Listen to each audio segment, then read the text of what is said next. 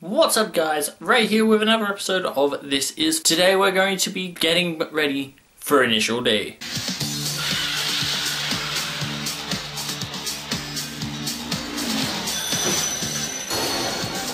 So what is Initial D about, you might ask? Well, it's about cars, I would answer, and that's pretty much the short stick of the review.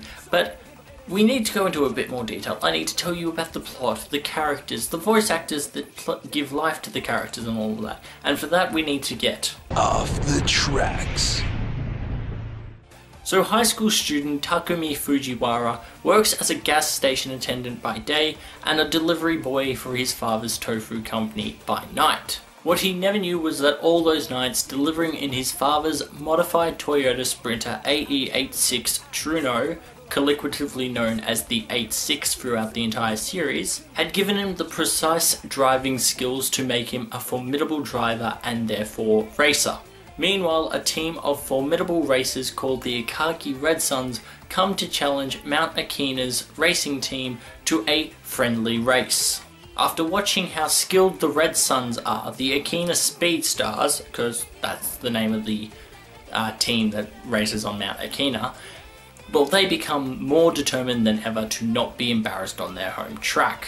However, it was not meant to be, as the Speed Stars are put into a rather bad predicament as their leader, Ikitane, takes a crash during a practice run.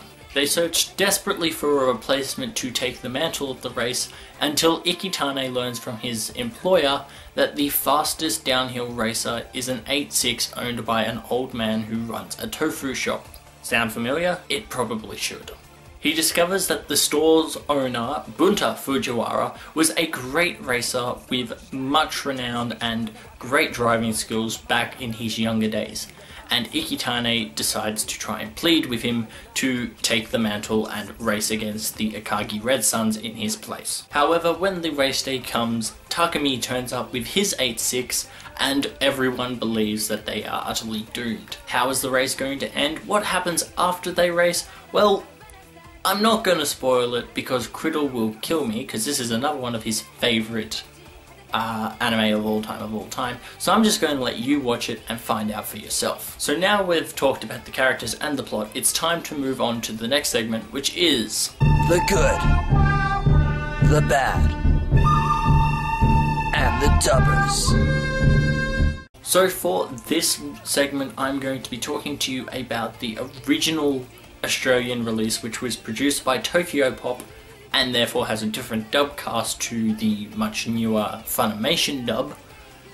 So yeah, obviously, depending on which series you've seen, you may not agree with the characters and the voice actors that I say name them, but that's because there were two different dubs made. So Takumi Fujiwara is voiced by Dave Wittenberg, who's also done the voice roles of Kakashi Hatake from Naruto, Gray Michael Vincent from Battle Beat'em, and Kei Kusanagi from Please Teacher. The leader of the Akina Speed Stars, Ikitane Koichiro, is voiced by Crispin Freeman, who's also done voice roles of Keirei Kotomine from Fate Zero, Sume from Wolf's Rain, and Jeremiah Gottwald from Code Geass Lelouch the Revolution.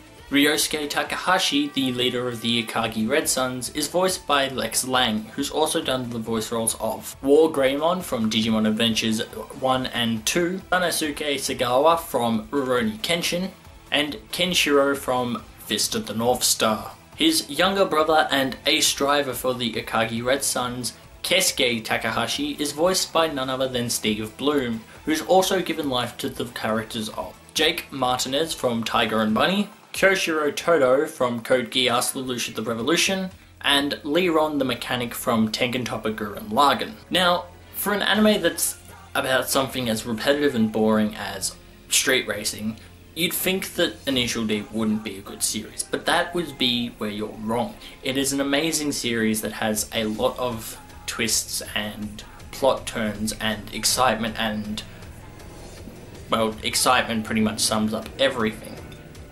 And the art style is unique.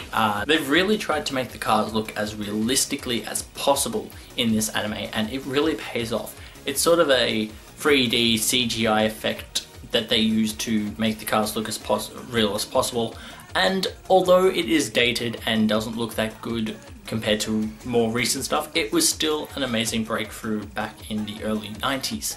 The music is absolutely amazing, or at least the music for the Japanese dub is absolutely amazing, and unfortunately in the Tokyopop release of Initial D they redubbed all the music, preferring to use techno songs from the 90s rather than the original J-rock that was used in the Japanese. I'm not sure if they've gone back to using the Japanese songs in the Funimation dub. I believe they have, but don't quote me on that. At the end of the day, I give Initial D a 7 out of 9 vending machines. It is one of my favourite anime of all time, and the story is just absolutely amazing. I thought, considering that I'm not that much of a car fan, that I would get bored after a couple of episodes, but I've sat down and I've watched all of the series and all of the OVAs and all of that, and I still want more, which is really good news because they've just recently released Stage 5. They released that last year in Japan, so we should be seeing that hit Australian shores sometime in the near future.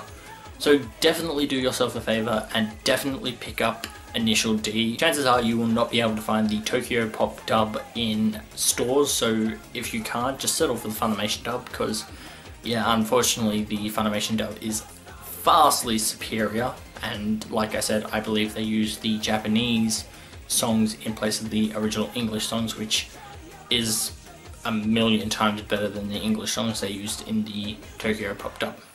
Anyway, I'm going to stop ranting now and sign off. So this has been another episode of This Is. I'm Ray.